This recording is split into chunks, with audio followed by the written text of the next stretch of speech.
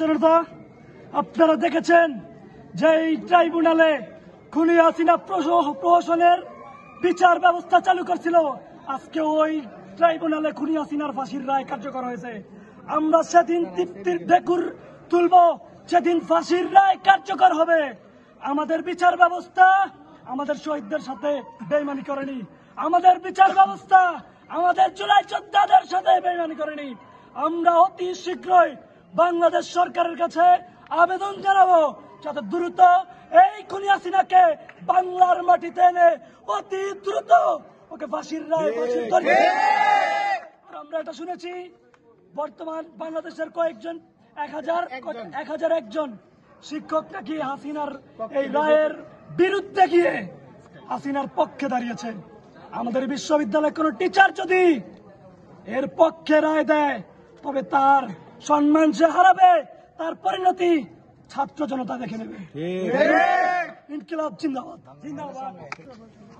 বিসমিল্লাহির রহমানির রহিম। প্রিয় ছাত্র জনতা, আপনারা এখানে উপস্থিত হয়েছেন একটা খুশির সংবাদ শুনে। সেটি হয়েছে খুনি হাসিনার জুলাই হত্যাকাণ্ড।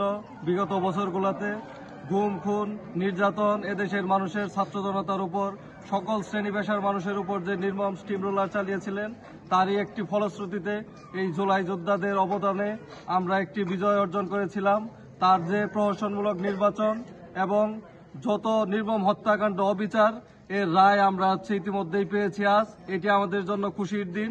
আর এটা আমরা দ্ব্যর্থহীন কণ্ঠে বলে দিতে চাই, আওয়ামী লীগের বিরুদ্ধে, এই খুনিদের বিরুদ্ধে আমরা সবাই এক।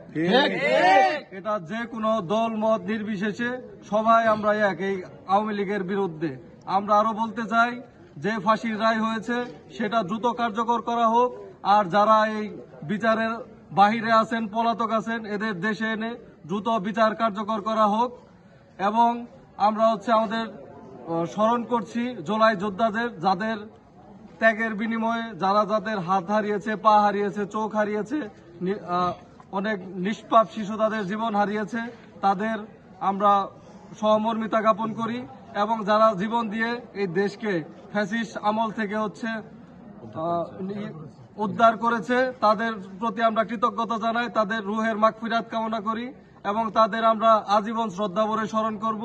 এবং এই দেশ বিনির্মাণে যেমন জুলাইয়ে সকল ঐক্যমত, সকল শ্রেণীমত আমরা এক হয়ে খুনি হাসিনার বিরুদ্ধে লড়াই করেছিলাম, সামনে যে কোনো বিপদ আপদে দেশের যে কোনো ফ্যাসিস্টের জন্য আমরা সবাই আবার ছাত্র জনতা ঐক্যবদ্ধ হয়ে যে কোনো ফ্যাসিস্ট, যে কোনো দুষ্কৃতিকারী সবার বিরুদ্ধে আমরা এক হয়ে লড়বো ইনশাল্লাহ। ধন্যবাদ।